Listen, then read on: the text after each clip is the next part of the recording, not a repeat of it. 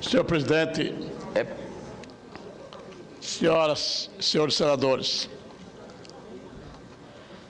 Senhor presidente, eu trago na tarde e noite de hoje um assunto que ele é recorrente ultimamente no país e tramita também por esta casa do Congresso Nacional.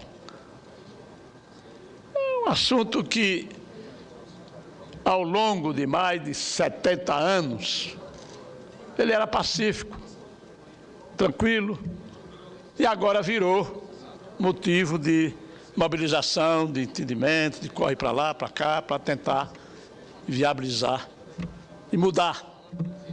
E eu tenho muito medo dessas mudanças, senhor presidente. Vamos mudar para melhor e depois é para acabar. Eu me refiro, senhor presidente, ao horário da transmissão da Voz do Brasil.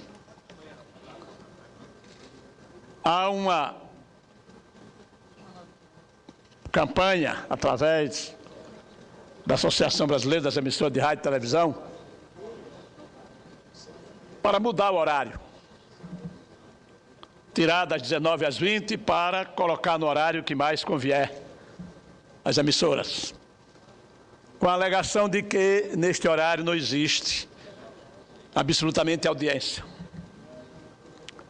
O que não é verdade.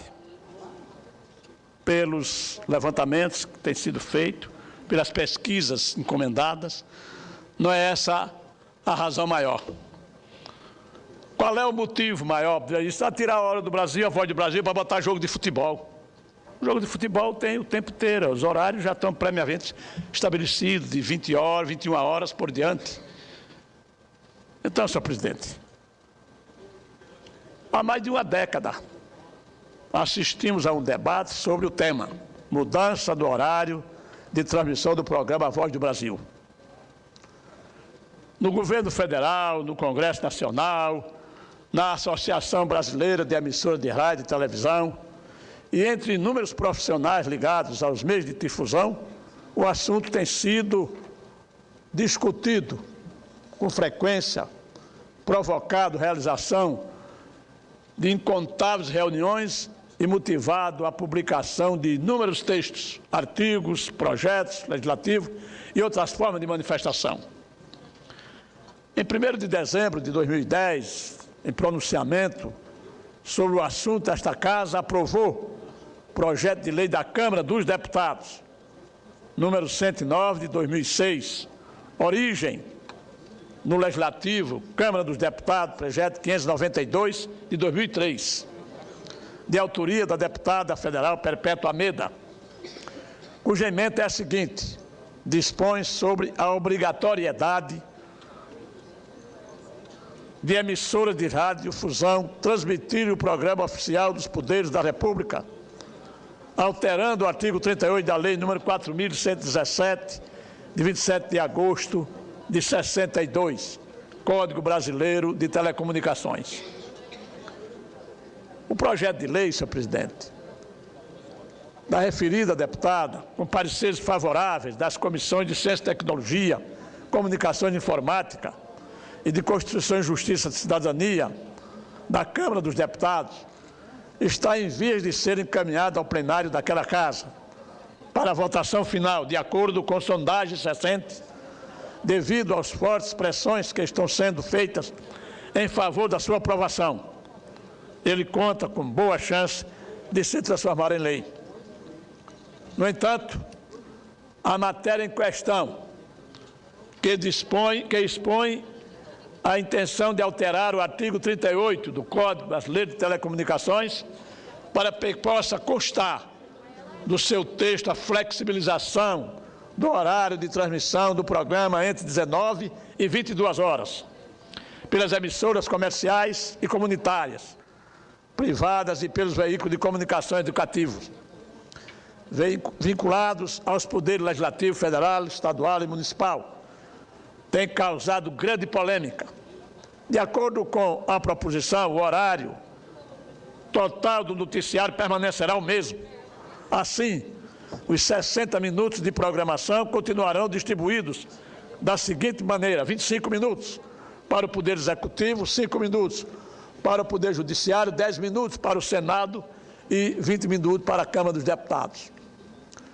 No que se refere às divergências de opinião existentes, convém destacar que, ao longo da tramitação do projeto, surgiram 3 posições distintas. A primeira, de caráter mais extremo, defende pura e simplesmente o fim da transmissão obrigatória. A segunda apoia as regras atuais, ou seja, a obrigatoriedade da emissão em horário único e fixo. Finalmente, a última posição, que preconiza a flexibilização, é a proposta que deverá ser votada em breve.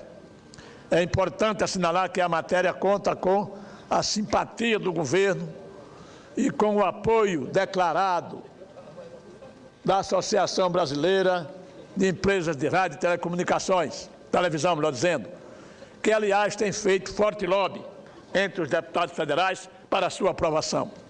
Senhor presidente, senhoras e senhores senadores, gostaria de aproveitar esta oportunidade para me manifestar contrariamente à flexibilização que, a meu ver, descaracteriza o programa de rádio mais antigo do Brasil, prejudica o interesse público e favorece a iniciativa comercial privada, que quer tomar conta do horário.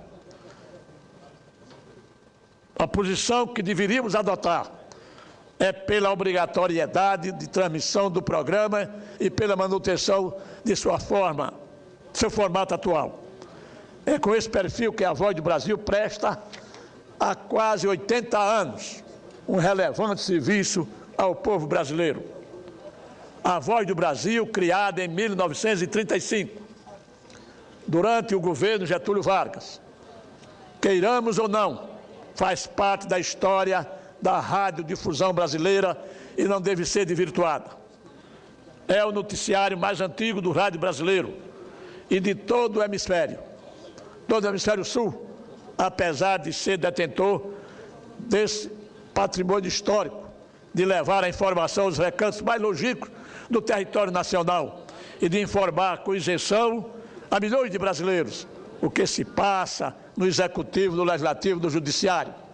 Seu formato atual está sendo questionado por poderosos interesses econômicos e políticos. Para as empresas privadas de comunicação e seus aliados, o programa ocupa inutilmente o horário nobre, que poderia muito bem render milhões de reais de lucro. Além disso, acham que ele está completamente ultrapassado pelos novos tempos e pela presença das mídias altamente desenvolvidas, que têm o poder de levar a notícia para qualquer lugar, em tempo real. Ora, senhor presidente, isso é uma assertiva que, na verdade, não corresponde àquilo que nós conhecemos nos mais longínquos municípios e lugares do Brasil. Nem todo mundo tem acesso à informática, senhor presidente. Nem todo mundo tem um tablet na mão, senhor presidente. Nem todo mundo sabe o que é isso, senhor presidente. As pessoas ficam querendo questionar esse assunto, porque, na verdade, o interesse é totalmente diferente. Não é o interesse de bem informar a sociedade, mas é o interesse eminentemente econômico, financeiro, senhor presidente, para ganhar mais. E é muito prático isso. E o que eu acho mais interessante, e me assusta, inclusive, é que conta com o apoio destas casas do Congresso Nacional. As coisas, senhor presidente, estão mudando consideravelmente. Eu sei perfeitamente que a tecnologia avança com toda a força.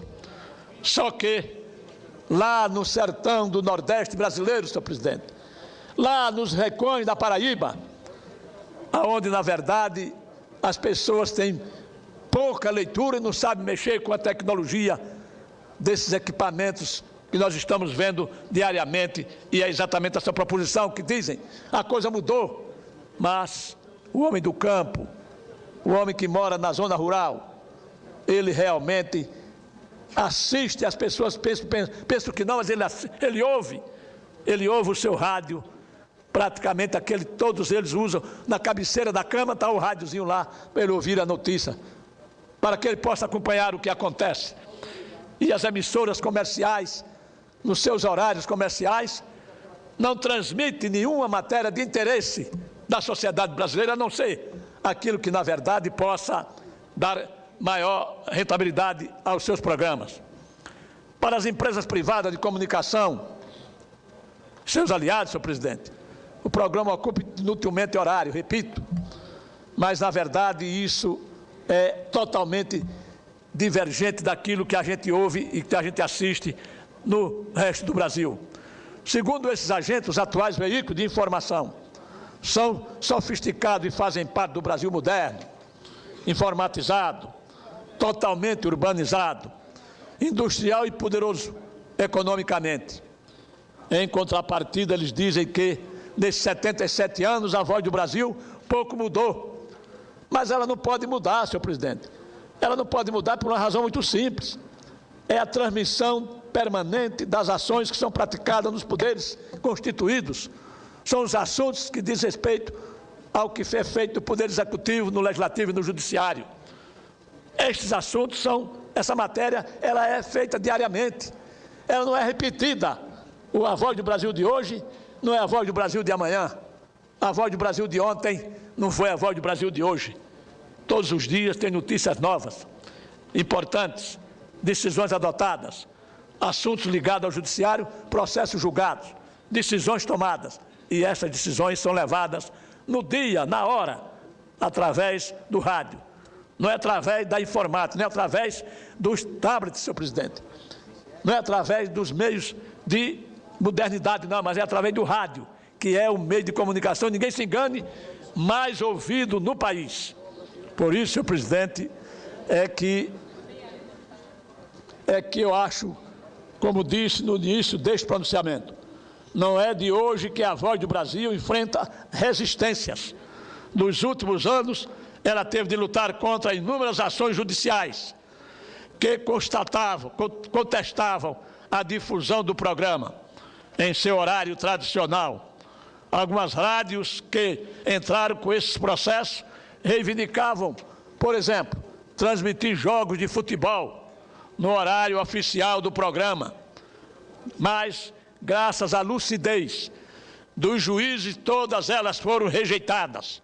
Por fim, é importante relembrar que os empresários de comunicações, quando compraram ou receberam suas concessões de rádio, conheciam perfeitamente as regras do jogo e não se opuseram ao horário.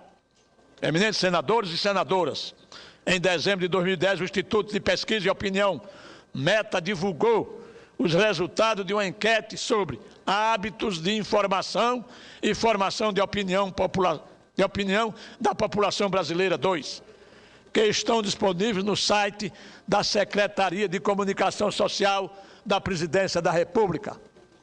O levantamento, cuja amostra representou 12 mil domicílios particulares, escolhidos em todas as regiões do país, realizou 12 mil entrevistas, cujas pessoas de ambos os sexos maiores de 16 anos, de acordo com aquele instituto, na interpretação dos dados referentes ao programa Voz do Brasil, as conclusões foram as seguintes: entre os ouvintes de rádio, o que corresponde a 75% dos entrevistados, 56,3% consideraram importante ou muito importante a veiculação da Voz do Brasil e 22,7%, ou seja, mais de 31 milhões de pessoas declararam que costumavam acompanhar o programa.